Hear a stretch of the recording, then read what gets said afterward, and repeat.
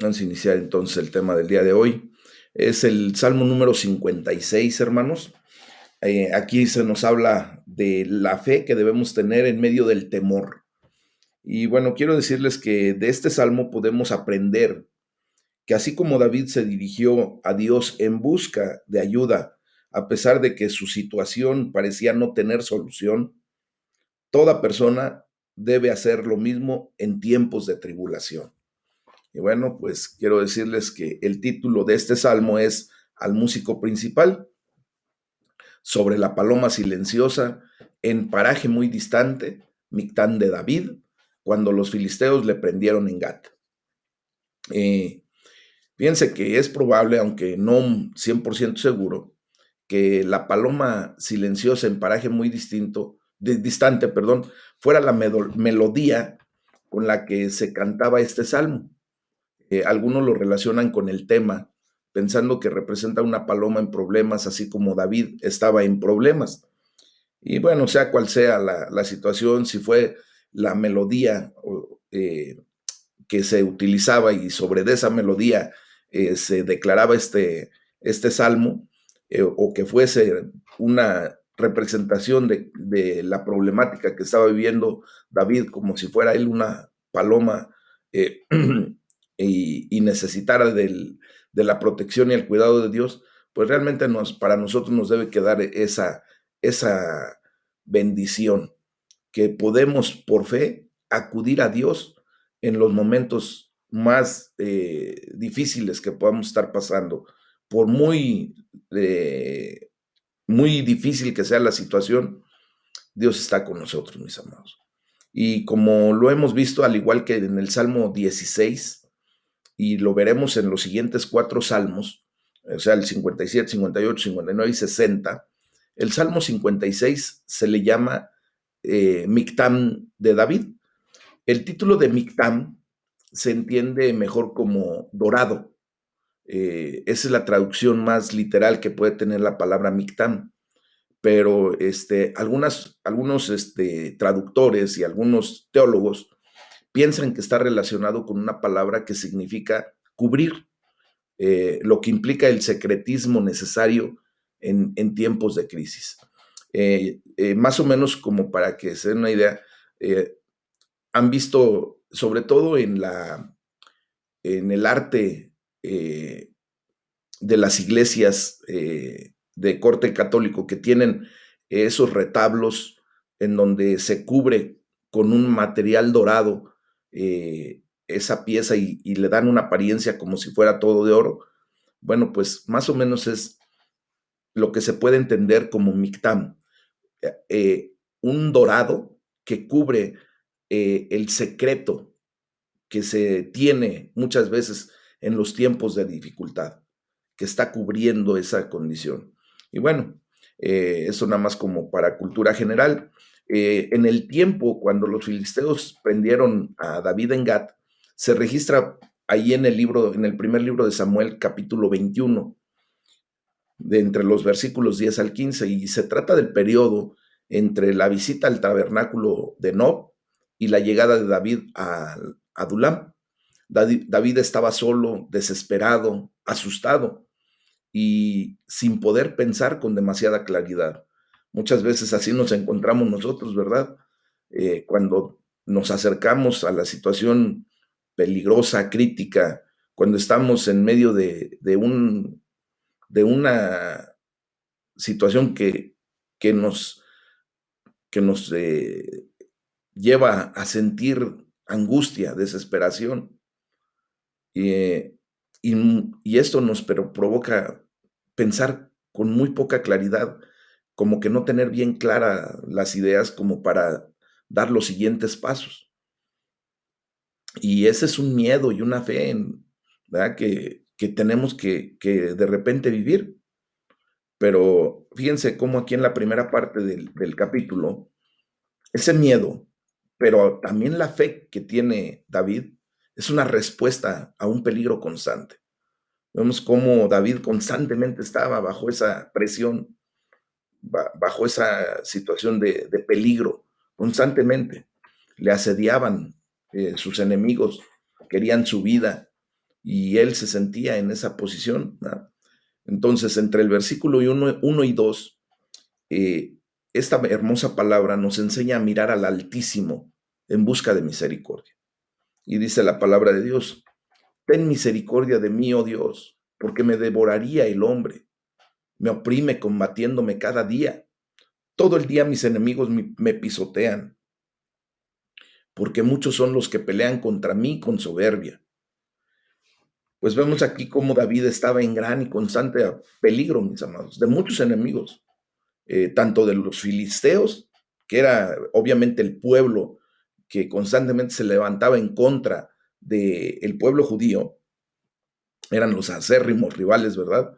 Pero también estaban los siervos del rey Saúl, que eran de su propio pueblo de David. O sea, yo creo que ahí ya se sentía entre la espada y la pared y terrible, porque por un lado los enemigos propios del pueblo completo y por otro lado de su mismo pueblo, gente que venía en contra de él. Y entonces David clamó a Dios: ten misericordia de mí, ten misericordia de mí, oh Dios. ¿Y por qué clama a Dios? Porque él sabe que la ayuda divina es lo único que puede rescatarlo de cualquier amenaza creada por el hombre. Él apeló a la misericordia de Dios, ¿verdad? Sin depender de lo que pudiera merecer o no. Él no pensó: Señor, no sé si lo merezco, o sí merezco que me ayudes, o de plano podría haber pensado: no merezco que me ayude y por lo tanto mejor ni le pido nada. Muchas veces el enemigo ha puesto en nuestro corazón esos dardos de fuego, esos pensamientos equivocados por el peso de la culpabilidad, muchas veces por el peso del pecado. El enemigo se ensaña y te dice: tú no tienes derecho a pedir nada, estás en esta condición. Y fíjense cómo David apeló a la misericordia de Dios sin depender de lo que pudiera merecer o no. Simplemente él se derrama delante de Dios en esa angustia, en esa condición. En lugar de construir gradualmente su queja, si nos damos cuenta, el salmista derrama completamente su corazón de inmediato. Lo primero que le dice: ten misericordia de mí, oh Dios. Porque si no, el hombre me devoraría, ¿verdad? Bueno, pues dice Spurgeon: la boca abierta de los pecadores, cuando se enfurecen contra nosotros, debe abrir nuestras bocas, pero en oración.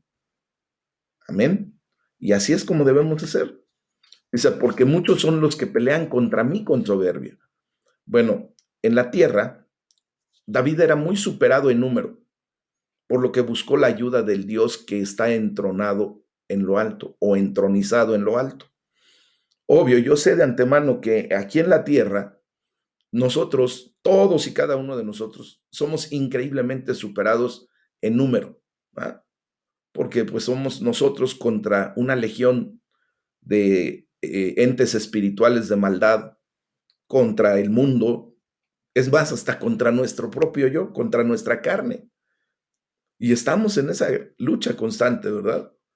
Pero nosotros, mis amados hermanos, ya estamos aprendiendo cada día más. Creo que Dios ha sido tan incisivo, tan insistente en que la primer búsqueda de ayuda sea la del Dios que está entronizado en lo alto. David conocía el valor estratégico de los terrenos elevados ahí en la batalla. Él era un muy buen estratega militar.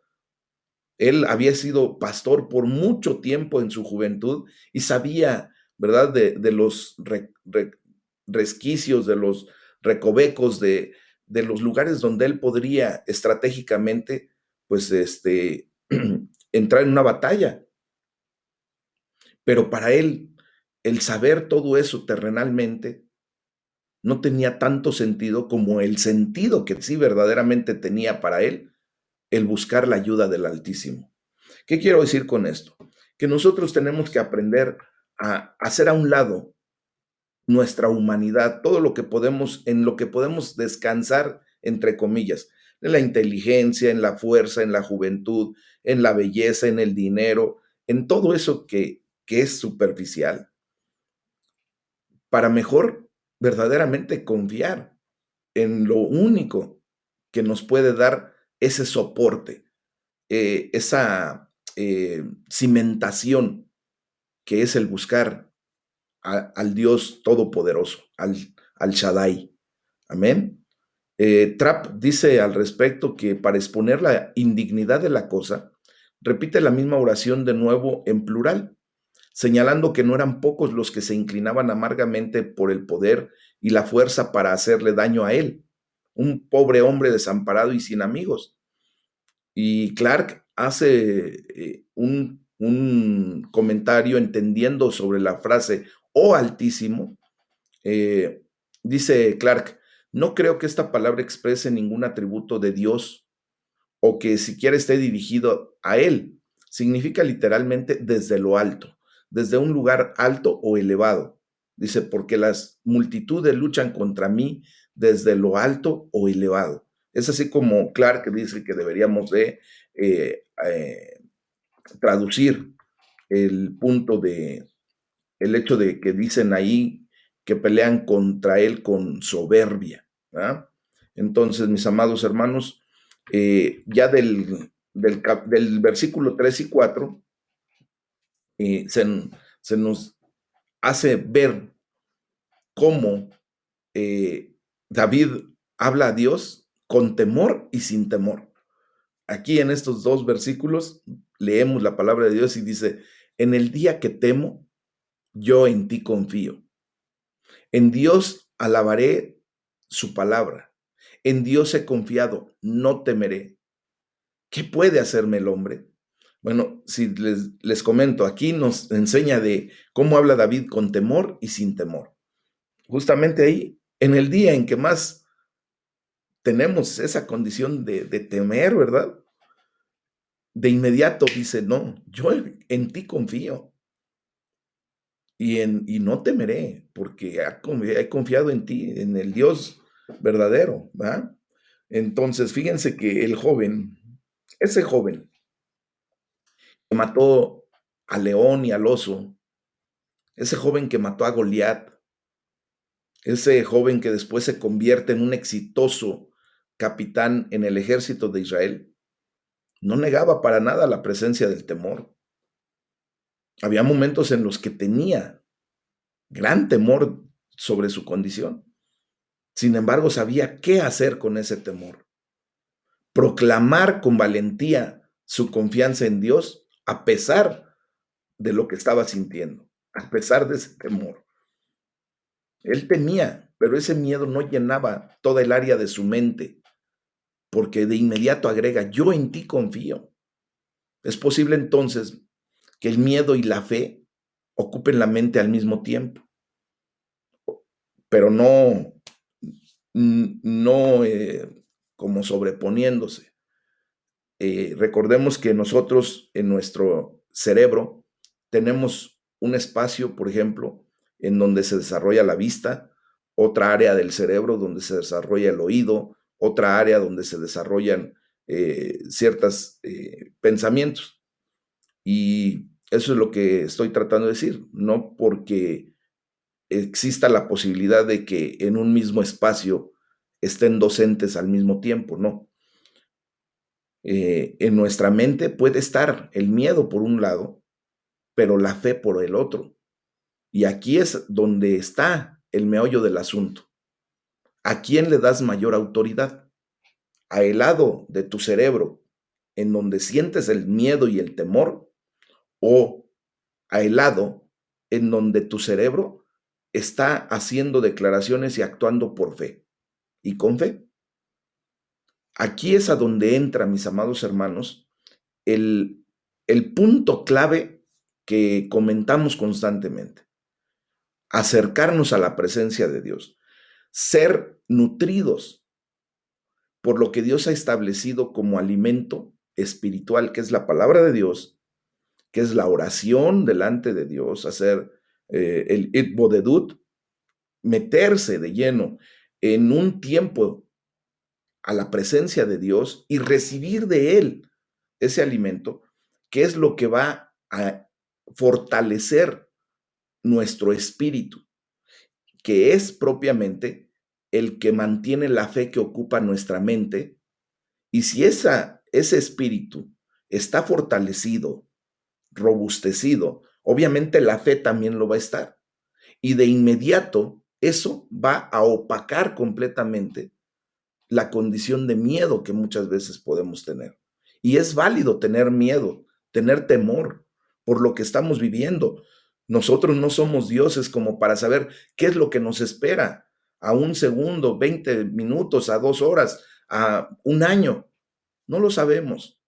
Pero lo que sí sabemos es que si nuestro espíritu está verdaderamente fortalecido por Dios, entonces sabemos qué va a acontecer. Dios está por nosotros y con nosotros, mis amados. Y Él es el que se levanta como poderoso gigante. Miren, muchos no sirven a Dios ni hablan una palabra en su nombre a otros por miedo y esperan el momento en que ya no tengan temor de hacerlo. Yo lo he oído en muchos hermanos, ¿verdad? Y David, pues simplemente les aconseja a ese tipo de personas. A veces tengo miedo, pero confía en Dios y hago lo que es correcto. Hoy te lo voy a presentar para tu condición. ¿Qué es lo que te está quejando el día de hoy? ¿Qué es lo que está pasando el día de hoy en tu corazón, en tu mente, en donde no quisieras, ¿verdad? Ni siquiera levantar una palabra, ni hacer algo por el temor, por el miedo que de repente te invade. Bueno, pues el consejo de la palabra de Dios a través de David es ver que a veces se tiene miedo, pero la confianza en Dios nos lleva a hacer lo correcto. No debemos esperar a que el temor desaparezca antes de hacer lo correcto delante del Señor.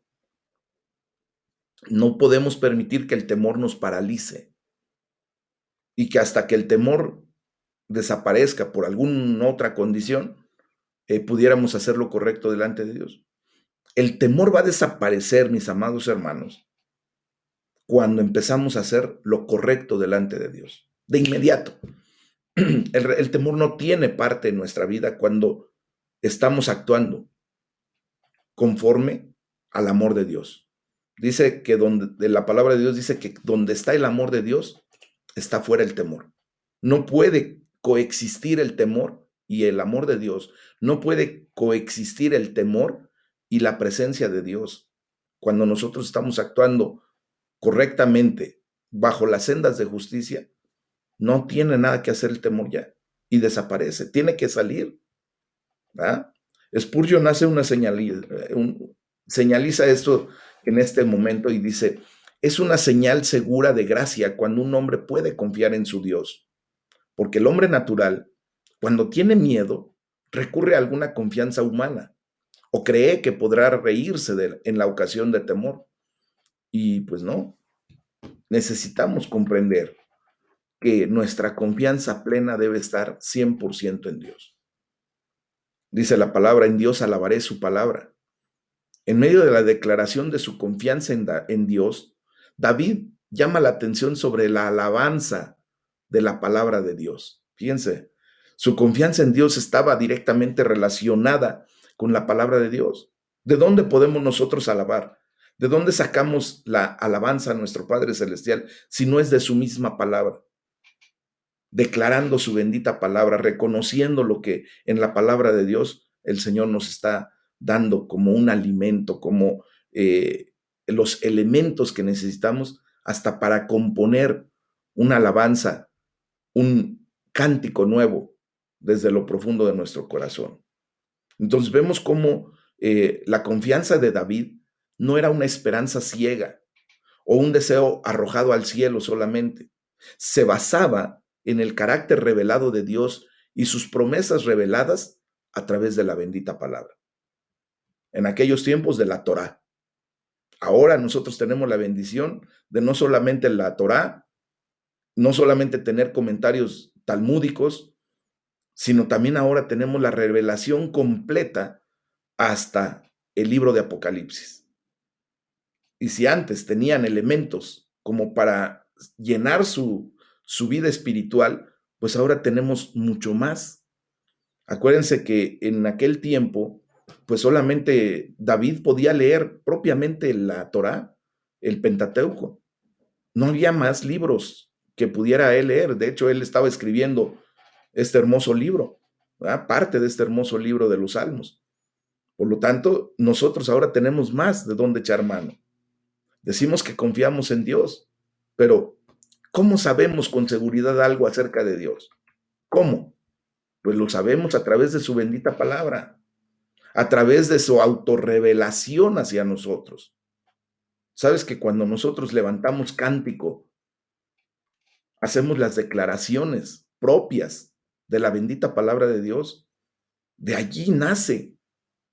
Cuando tú simple y sencillamente declaras lo que Dios ha hecho en revelación para ti, de su poder, de su deidad, de su naturaleza, de su carácter, de su esencia. Y por eso nosotros podemos decir, grande es nuestro Dios, poderoso Señor de los ejércitos. ¿Ah? Cuán grande es Él. Y así podemos ir cantando alegremente, recordando y declarando quién es ese Dios para ti.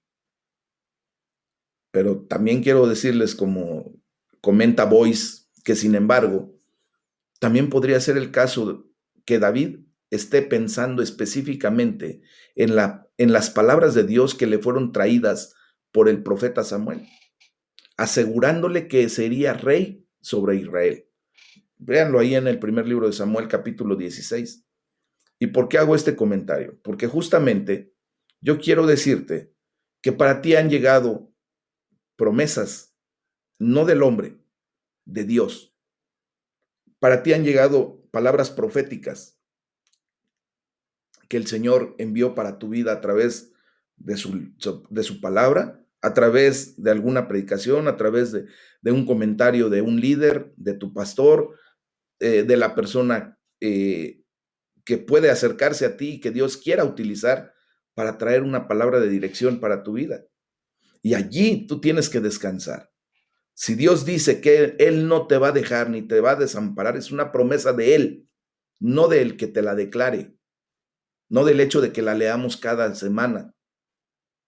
Es una seguridad que debes de experimentar y vivir porque específicamente es palabra de Dios para ti.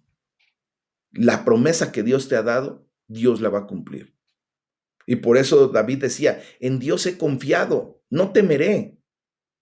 Confiar en Dios le ha dado a David el impulso hacia una fe aún mayor.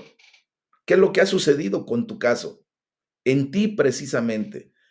Cuando has tenido ese tipo de eventos en donde sientes que ya no vas a poder salir y que Dios te ha sacado adelante, pues lo único que ha provocado Dios es acrecentar tu fe. Aun cuando tú estabas seguramente sintiendo dolor, angustia, pesar, Dios estaba trabajando en tu corazón, Dios estaba trabajando en tu espíritu para fortalecerlo y que tu fe fuera mayor cada vez como para ir aplastando más y más al temor. David comenzó confiando en Dios incluso cuando tenía miedo. Gloria a Dios por el miedo que de repente sentimos, porque en primera, ese miedo, ese temor proviene de Dios, o sea, viene de que Dios provoca en nosotros esa sensación. ¿Para qué? Para aprovecharla para bendición nuestra y después darnos una lección. Entonces vemos que David comienza, incluso cuando tenía miedo, pero con esa confianza recompensada, y él puede dar un paso más allá de fe. No temeré. O sea, sí estoy sintiendo que el agua me llega a los aparejos, pero no temeré. Dios me ha sacado de estas y de otras y me sacará aún de esta condición. Ujú. Primero vemos cómo el cantor declara que confiará en la hora del miedo y luego declara que confiará y no tendrá miedo, o sea, del miedo y del no miedo. Y luego hay una pregunta muy especial. ¿Qué puede hacerme el hombre? Nuestra respuesta instintiva a esta pregunta, mis amados, que es una pregunta muy retórica, ¿ah? Para nosotros, la respuesta es, ¿qué puede hacerte el hombre? Mucho daño. El hombre puede hacerte mucho daño y verdaderamente nos puede dañar mucho. Constantemente escuchamos y experimentamos un gran daño que proviene de la misma humanidad. Sin embargo, mis amados, en el contexto de la confianza de David en el Altísimo, él se da cuenta de que con Dios a su favor, no importa qué hombre u hombres puedan estar en su contra. Minimiza completamente el daño que puede hacerle el hombre, pero lo minimiza de tal manera que retóricamente dice, ¿qué puede hacerme el hombre? ¿Podrá matarme? ¿Qué importa? ¿Qué importa si el hombre toma una decisión tan equivocada de tomar la vida de otra persona, cuando verdaderamente nuestra vida está en manos del Señor? Y si Dios permite que haya hasta un asesinato en nuestra contra, mis amados, la gloria sea para el Señor, porque ese es el método que Dios quiso usar para que estuviésemos en su presencia. ¿Qué puede hacerte el hombre entonces? ¿Qué puede separarte del amor de Cristo? Hambre, desnudez, necesidad, dolor, sufrimiento, muerte, ¿te podrá separar del amor de Dios? Entonces es muy clara esta pregunta, pero con la fe bien puesta, la confianza bien puesta en el Altísimo, tenemos la respuesta. Nada me puede hacer el hombre. Podrá aquí hacer lo que quiera, pero a final de cuentas, Dios está conmigo.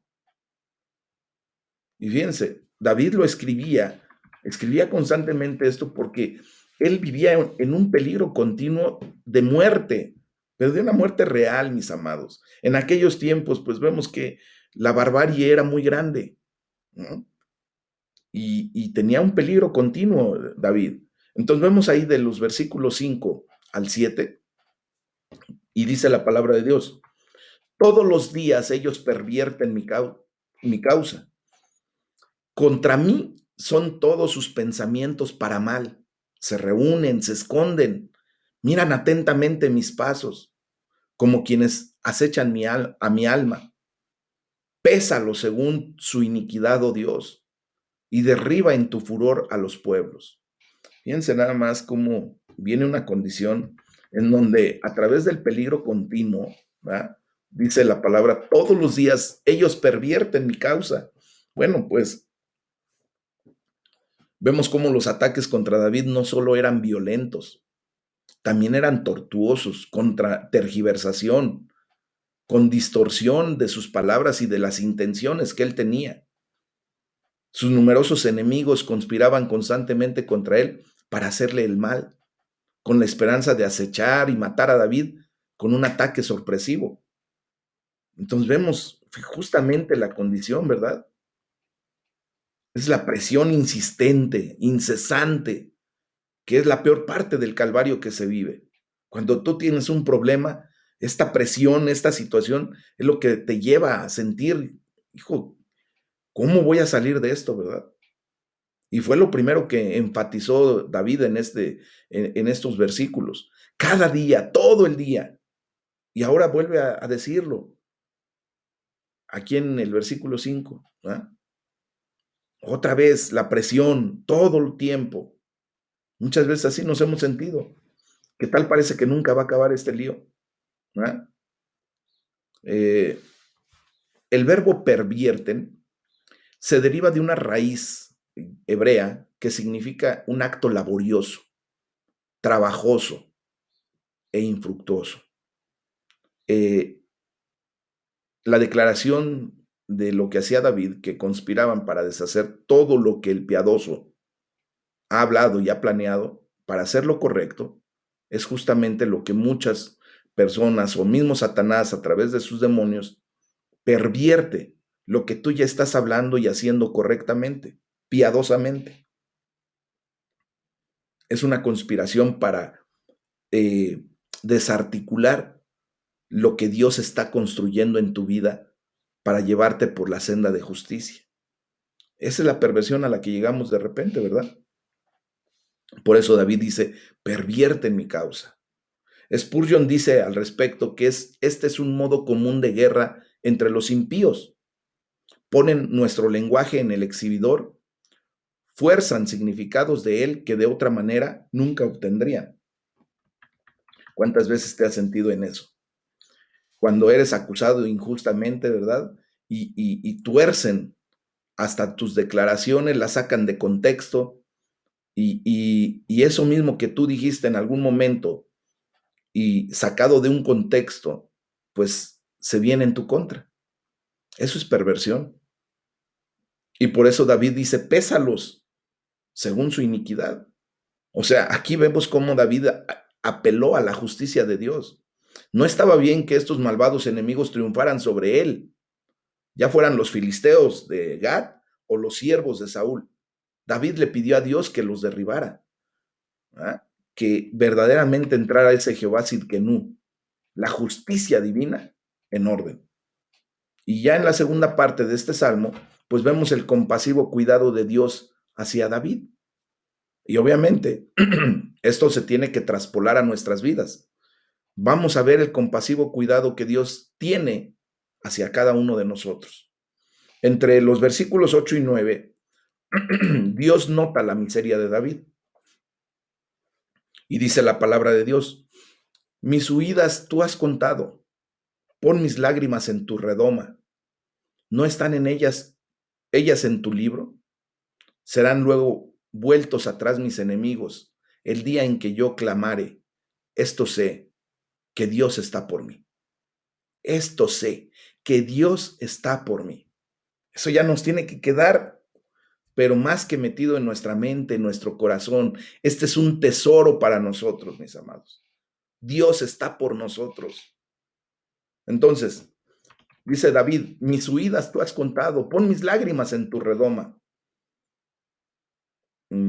La redoma es un matraz redondo en donde normalmente se guardaban esencias aromáticas o aceites muy finos, ¿verdad?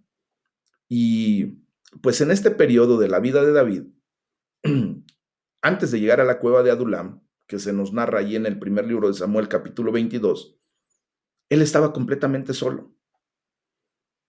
Esto le hizo valorar a David aún más la simpatía y el cuidado de Dios.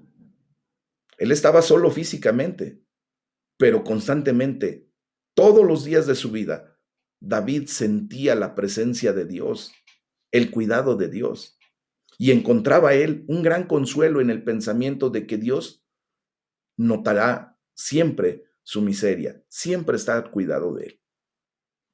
Entonces, el motivo de la esperanza en la justicia de Dios radica en la naturaleza divina, en su naturaleza divina, y la promesa de reivindicar a sus hijos, ¿verdad? Con este propósito, el salmista agrega una nota personal sobre la magnitud de su sufrimiento. Y por eso dice, pon mis lágrimas en tu redoma, tenlas en memoria, recuérdalas. Eso es lo que le está diciendo al poner su sufrimiento en ese matraz, ¿verdad? Y ten compasión de ellas, de esas lágrimas que he derramado por dolor, por angustia, por sufrimiento. Sus dolores eran tantos que necesitaría un gran odre, no una pequeña redoma, ¿verdad? Para contenerlos a todos esos sufrimientos. Yo quisiera preguntarte el día de hoy, ¿qué tamaño, de qué tamaño tendría que ser la redoma o el odre en donde tú pudieras vertir todos tus sufrimientos, todo tu dolor que has experimentado a lo largo de tu vida? Yo siento que para muchos de nosotros, eh, por la gloria y la misericordia de Dios, necesitaríamos una redoma pequeña. Pero yo sé de muchos de mis hermanos, y aún aquí presentes con ustedes, que posiblemente necesiten una pipa de 40,000 litros de esas de pipa de tráiler, ¿verdad? En la que transportan agua, y de ese tamaño sería la redoma que necesitaran por el mucho sufrir que han pasado. Pero yo quiero decirles, mis amados, que sea pequeña o sea grande esa redoma, Dios la tiene perfectamente bien identificada y la tiene tomada en sus manos. haciendo constantemente, ¿ah?, memoria, recordando esas lágrimas que cada uno hemos vertido y teniendo compasión de eso, porque Dios se muestra compasivo y misericordioso con nosotros. Dice Clark respecto a pon mis lágrimas en tu redoma. He aquí una alusión a una costumbre muy antigua, que sabemos que se practicó durante mucho tiempo entre los griegos y los romanos, de poner las lágrimas que se derramaban por la muerte de cualquier persona en pequeños frascos llamados lacrimatorios o urnas lacrimales, y posteriormente ofrecerlas sobre el sepulcro del difunto. Algunos de esos frascos eran de vidrio, otros eran de cerámica y algunos otros eran de ágata o de sardonice o de algún otro material. Y hay algunos también de arcilla, de barro endurecido solamente. Pero bueno, eso nada más como cultura general. Spurgeon señaló esta práctica y botellas tan antiguas, pero creía que David no hacía ninguna alusión a esa práctica ni romana ni griega. Simplemente él estaba en esa expresión poética, dejando que su corazón se derramara de esa manera, ¿ah? Y lo mejor de todo esto, mis amados, es la declaración que para nosotros, como les comentaba, se debe convertir en, en el regalo más preciado del día de hoy para nosotros de parte de nuestro Padre. Tener como este tesoro, un tesoro especial en esta declaración, que dice, esto sé, que Dios está por mí. Esto, mis amados, era la base de la confianza de David. Sus huidas y sus lágrimas no significaban que Dios estuviera en su contra, no. Eso estaba viviendo y eso es lo que estaba pasando en su vida. Pero en cambio sabía que Dios era por él y respondería a su oración de rescate. Dios está por mí. ¿Qué podemos desear más que esta certeza de que sin importar cuántos o cuán formidables sean nuestros enemigos, cuán grandes puedan ser nuestros enemigos, siempre hay uno listo para hacer aparecer en nuestra defensa, cuyo poder ninguna criatura es capaz de resistir? Esto sé, dice David. Y si tuviéramos la fe de David, también lo sabríamos. Y hoy Dios está desarrollando nuestra fe, a llevarnos también a tener la fe como la de David y podamos declarar, esto sé, esto es lo que sé. Yo lo único que sé es que Dios está por mí. Dios está por mí. Pablo hizo eco al final triunfal de este versículo y también en el Salmo 118, en el versículo 7, y, y lo remataría con lo que dice en Romanos 8:31. Si Dios está por nosotros, ¿quién contra nosotros? Te lo digo claramente, si Dios está por ti, ¿quién contra ti? ¿Quién? El que solamente puede tomar tu cuerpo físico en un momento dado, eso es lo de menos. Con nosotros está el que puede tomar no solo el cuerpo físico, sino nuestra alma directamente, para vida eterna o para destrucción eterna. Y obviamente, si Dios está por ti, tu alma, tu ser, tu esencia, en la eternidad con Dios. Eso es lo único que debemos saber. Y esa es la perspectiva desde la cual tenemos que ya acostumbrarnos a ver las cosas. Nuestra mirada ya no tiene que estar aquí en la tierra, mis amados. Nuestra mirada está en Cristo Jesús. Y esto pues, nos lleva a ver la confianza en Dios que se declara nuevamente a través del versículo 10 y 11. Cuando tú ya tienes claro el concepto, cuando tú ya entiendes correctamente que Dios está por ti, entonces viene una declaración completa de alabanza y de adoración. Y dice la palabra de Dios, en Dios alabaré su palabra, en Jehová su palabra alabaré, en Dios he confiado, no temeré. ¿Qué puede hacerme el hombre? vemos cómo repite propiamente lo que había declarado anteriormente. Por segunda y hasta por tercera vez en este salmo, declara David la grandeza de la palabra de Dios. En Dios alabaré su palabra. Y así es como David sabía que Dios estaba con él. Como ahorita estamos comprendiendo y declarando y sabiendo y entendiendo claramente que Dios está con nosotros, pues a leer su bendita palabra. No es solo un deseo, no es solo un sueño o una esperanza la que podamos tener, mis amados. Está bien fundamentada esta declaración. Está tan exageradamente bien fundamentada porque Dios lo dijo en su palabra. Y acordémonos que Dios siempre va a respaldar su palabra. Amén. Ahí está nuestra confianza, ahí está nuestro cimiento, ahí está nuestra verdad. No es un sueño guajiro, no es solamente un deseo que podemos aventar al aire y a ver si se cumple o no se cumple. No, mis amados, es una verdad, es un fundamento, es un principio que la palabra de Dios nos da. En Dios he confiado, no temeré. ¿Qué puede hacerme el hombre? David repite esta frase nuevamente, predicando confianza a sí mismo. O sea, él se está autopredicando. ¿Ah? Y es lo que tenemos que aprender a hacer muchas veces. No es que andemos hablando como locos ahí en un soliloquio, como dementes, predicándonos a nosotros mismos, pero tenemos que hacerlo en la condición en la que nos podamos encontrar. Tenemos que echar mano de la fe que viene por el oír y el oír la palabra de Dios. Tenemos que echar mano por las declaraciones que Dios hace en su palabra. Prediquémonos a nosotros mismos. Fíjense bien, dado que Dios era por él y está confirmado por su palabra, David no tenía por qué temer lo que el hombre pudiera hacerle. Esa es la realidad de nosotros. Dado que Dios está por ti y está confirmado en la bendita palabra de Dios, léelo por favor.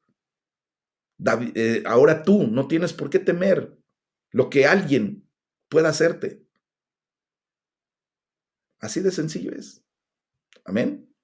Bueno, después vamos a ver el cumplimiento del voto. Entre los dos versículos 12 y 13 dice la palabra de Dios: sobre ti, sobre mí, oh Dios, están tus votos. Te tributaré alabanzas, porque has liberado o librado mi alma de la muerte y mis pies de caída, para que ande delante de Dios en la luz de los que viven. Bueno, fíjense bien que David se refiere al sacrificio que ofrecería por la liberación que sabía que Dios traería.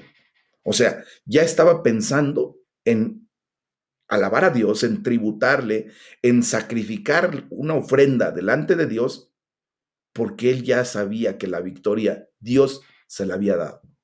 O sea, la alabanza, la adoración empieza desde antes de que se cumpla lo que Dios va a traer para nuestras vidas. De antes de que llegue la bendición, nosotros tendremos que empezar a tributar alabanza a Dios, cumpliendo nuestros votos, generando ese ambiente específico de alabanza y adoración. Amén. Miren, seguramente David estaba a una gran distancia del altar de Dios. Recuerden que en aquellos tiempos, pues la presencia de Dios se manifestaba en donde estaba el arca del pacto, ahí en el tabernáculo. Y él estaba huido, ¿verdad? Por Gad, por allá, por Adulam, por lo que aún no se podía hacer el sacrificio, él no podía. Pero en el corazón de David ya estaba hecho, al igual que en el rescate anticipado. David ya estaba declarando el rescate que Dios había hecho de su vida, aun cuando todavía estaba en el lío completo. Pero también en el corazón de David ya estaba hecho el sacrificio de alabanza, aun cuando estaba en la circunstancia crítica, terrible. Entonces, mis amados hermanos, tenemos que aprender a generar ese tipo de sacrificio de alabanza cuando estamos en medio de la batalla, en medio de la pelea, en medio de la circunstancia. Ahí es cuando debemos decir, Señor, tú ya me liberaste. Todavía no llega la liberación, pero tú ya lo hiciste. Ya me diste la salud, ya me diste lo que necesito y levanto mi alabanza de adoración, de gratitud, porque lo declaro por fe, porque mi espíritu está fortalecido, porque estoy atento a tu palabra, porque estoy declarando tu verdad, porque justamente del tesoro de mi corazón está hablando mi boca y te alabo y te bendigo, Dios Padre Celestial. Amén. Esa es la verdad. Así tenemos que actuar. McLaren hace un comentario y dice, tan seguro está de la liberación David, que como a menudo en los salmos similares, sus pensamientos están ocupados en preparar su sacrificio de agradecimiento antes del advenimiento real de la misericordia por la cual debe ser ofrecido ese sacrificio. Fíjense bien, David se curaba en salud, así como nosotros decimos coloquialmente, ¿verdad? Él ya se estaba preparando para hacer sacrificio de agradecimiento, aunque estaba todavía en el torbellino, en la tormenta, porque sabía, estaba 100% seguro de que la misericordia de Dios llegaría en el momento de Dios, en el momento perfecto. Eso es fe, mis amados.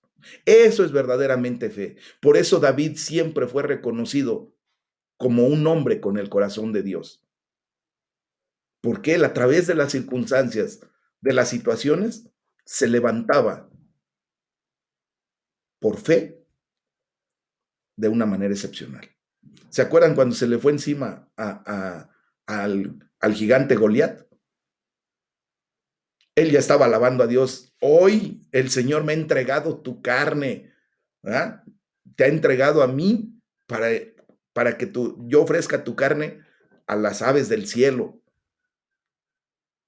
Y eso es la verdad de lo que Dios ha hecho en el día de hoy por nosotros. Tú y yo nos podemos levantar en contra del gigante que se ha puesto delante de nosotros, declarando lo que la palabra de Dios nos ha dicho. Él no nos dejará ni nos abandonará. Él está con nosotros. Y eso nos tiene que llevar también a tributarle alabanzas. Son acciones de gracias, mis amados. Y puede ser un término para los sacrificios literales, como lo veíamos en Levítico 7:12, o para los cánticos de gratitud, como lo vimos también en el Salmo 26, versículo 7. Tributar alabanzas es en acción de gracias. Yo te quiero preguntar, ¿qué le has prometido a Dios? Renunciar al diablo y a todas sus obras, ¿verdad? Renunciar a las pompas y vanidades de este mundo inicuo, ¿sí o no? Renunciar a todos los deseos pecaminosos de la carne. Le has prometido a Dios guardar la santa palabra y el mandamiento de Dios. Le has prometido andar delante de Él todos los días de tu vida, ¿sí o no? Estas cosas has prometido. Y quiero decirte que esos votos están contigo. Ahora la pregunta esencial es, ¿los cumplirás? ¿O qué vas a hacer? ¿O los puedes hacer a un lado como si nada? Como cuando se rompe un contrato de hombre a hombre. Recuerda que los votos son delante de Dios. Y tenemos que llevar la condición bien clara. ¿Cuándo hemos hecho esos votos? Dice David, porque has librado mi alma de la muerte. ¿Y saben qué? Que muchos de nuestros votos los hemos hecho justo cuando el Señor nos ha librado de la muerte o de las condiciones y circunstancias terribles. Por ejemplo, en su camino a Gat, y allí mismo en Gat, y en su camino desde Gat, la vida de David estuvo en constante peligro. Dios y solo Dios libró su vida de sus enemigos y cuidó sus pies de caída.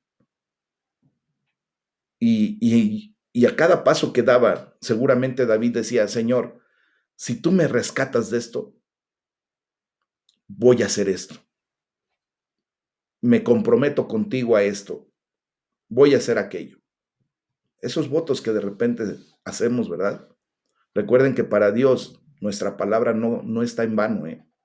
Todo lo que nosotros levantamos, decimos, declaramos, eh, Dios lo toma en muchísima consideración,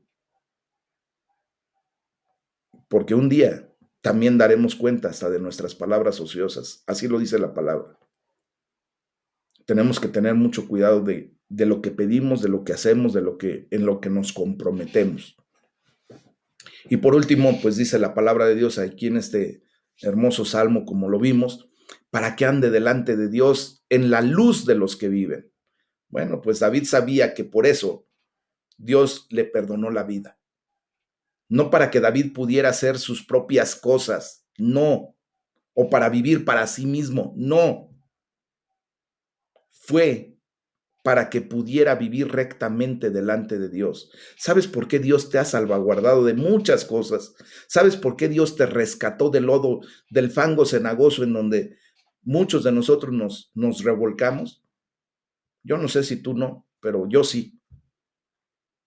Hoy entiendo que Dios me rescató, no para vivir mi vanagloria, no para vivir mis propias cosas, no. Hoy entiendo que Dios me rescató para vivir rectamente delante de Él, para entregar mi vida a Él, porque pues, ya le pertenece doblemente. No solo me creó,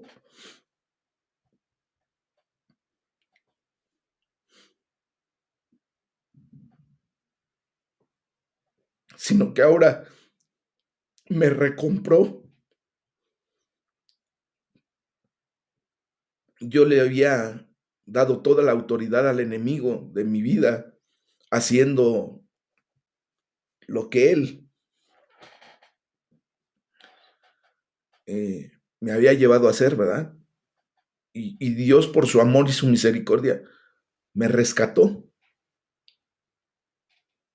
Entonces, ¿para qué? ¿Para volver a regresar a la basura? ¿Para qué me rescató?